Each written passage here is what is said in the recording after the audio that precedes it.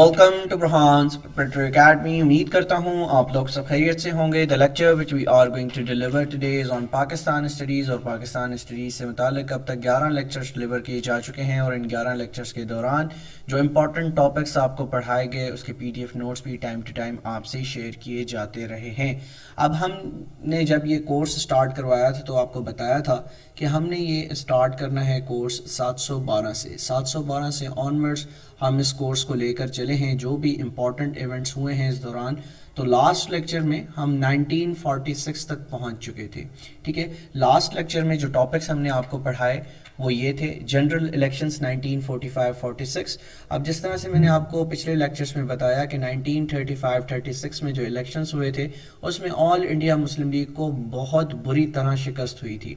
ठीक है, अब 1945-46 के जो इलेक्शंस थे ये बहुत ज़्यादा इंपॉर्टेंट थे सब कॉन्टिनेंट की हिस्ट्री से मुतालिक। ठीक है, British cabinet mission visit India 1946, direct action day से क्या मुराद है, क्यों मनाया गया। ठीक है, और इंटरिम गवर्नमेंट 1946-47 में ऑल इंडिया मुस्लिम लीग के मेंबरान को क्या पोर्टफोलियोज मिले और नेशनल कांग्रेस को क्या पोर्टफोलियोज मिले, हम डिटेल में लास्ट लेक्चर में पढ़ चुके हैं। And again most important MCQs भी हमने आखिर में आपको हल करवाए जो कि आने वाले एग्जाम्स से मुतालिक और पास्ट एग्जाम्स में ये क्वेश्चंस पूछे जाते रहे हैं। अब दो बगैर देर किए हम आज के लेक्चर की जानिब बढ़ेंगे। आज का लेक्चर है 3 जून प्लान 1947 से क्या मुराद है। अक्सर आपने बहुत से एग्जाम्स में इवन डिस्क्रिप्टिव टेस्ट के अंदर भी 3 जून प्लान से रिलेटेड काफ़ी क्वेश्चंस देखे होंगे। ठीक है, क्या क्या प्रपोजल्स दिए गए थे, आज के लेक्चर में इंशाल्लाह डिटेल से पढ़ाने की कोशिश करूँगा। फिर first constitutional assembly of Pakistan, ठीक है, इसको इंशाल्लाह पढ़ाया जाएगा। रेड क्लिफ अवार्ड से क्या मुराद है, और ईरान रिकग्नाइज पाकिस्तान 1947 में आज़ाद हुआ, उसके बाद ईरान ने पाकिस्तान को रिकग्नाइज किया सबसे पहले। अक्सर ये MCQs भी पूछे जाते हैं। फिर कायदे आज़म विजिट टू रेफ्यूजी कैंप्स, ठीक है, कायदे आज़म ने रेफ्यूजीज कैंप्स का क्या किया, दौरा किया। अब क्या है 1947 के बाद अब तक यानी 2018 तक हमने पढ़ना है। फिर 18 से ऑनवर्ड्स ऑब्वियसली 19, 20, 21 एंड 22 ये जो टॉपिक्स होते हैं ये करंट अफेयर्स में आ जाते हैं जो हम आगे चलकर इंशाल्लाह हल करवा देंगे। तो 1947 के बाद भी जो भी इंपॉर्टेंट इवेंट्स हुए हैं पाकिस्तान की हिस्ट्री के अंदर वो इंशाल्लाह हम डिटेल से 1 बाय 1 उनको देखेंगे। अब हम बढ़ते हैं मोस्ट इंपॉर्टेंट MCQs की जानिब जो कि पास्ट एग्जाम्स में भी पूछे गए हैं और आने वाले एग्जाम्स में पूछे जा सकते हैं। The first session of the first Constituent Assembly of Pakistan was held on 10th August 1947 को ये पहला इजलास हुआ। ठीक है, The inaugural session of the first Constituent Assembly of Pakistan was chaired by, किसने चेयर किया था, JN मंडाल ने। जैसा कि मैंने बताया उनको टेम्पररी चेयरमैन बनाया गया था। ठीक है, उसके बाद the first constituent assembly of Pakistan was dissolved by governor general Ghulam Mohammad on, याद रखिएगा 24 अक्टूबर 1954 को उन्होंने इस असेंबली को डिसॉल्व किया।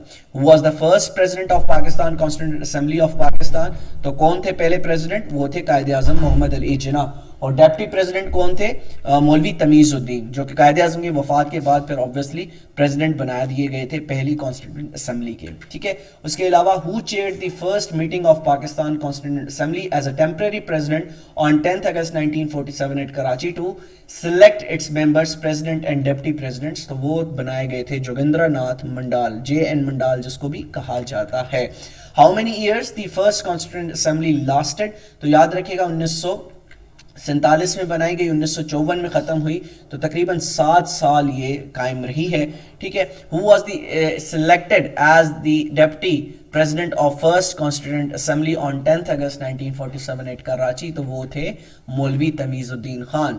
मौलवी तमीजुद्दीन खान जब उनकी असेंबली तोड़ी गई उसके बाद वो कहाँ गए, वो सुप्रीम कोर्ट गए, और सुप्रीम कोर्ट ने किसके हक में फैसला किया, गवर्नर जनरल के हक में फैसला किया। First deputy president of the national assembly वो कौन थे, वो थे मिस्टर मोहम्मद तमीजुद्दीन खान। ठीक है, उसके अलावा when red Cliff award was announced, तो हम डेट पढ़ चुके हैं अपनी थ्योरी के अंदर, 17 अगस्त 1947 को रेड क्लिफ अवार्ड अनाउंस किया गया।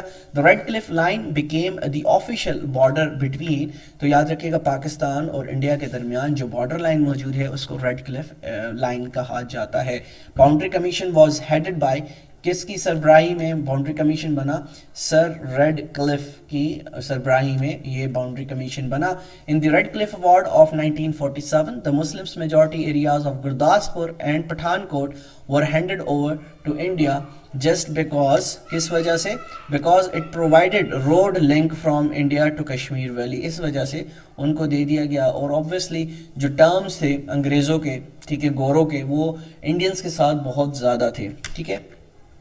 In 1947, the Tehsil of Desh separated from district Gurdaspur and transferred Pakistan under the Red Cliff Award. تو وہ تھا شکر گڑھ. ٹھیک ہے. اس کے علاوہ which provinces were divided according to the 3rd June plan؟ تو پنجاب اور بنگال کو کیا کیا گیا؟ ڈیوائڈ کر دیا گیا 3rd June plan کے اکارڈنگلی.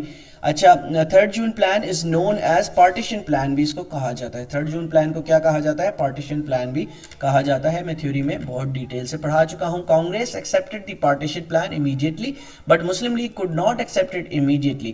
یاد رکھیے گا حالانکہ دونوں نے ایکسیپٹ تو کر لیا تھا لیکن کانگریس نے بہت جلدی اس میں کیا تھا ایکسیپٹ کیونکہ ان کا یہ اس میں فائدہ تھا.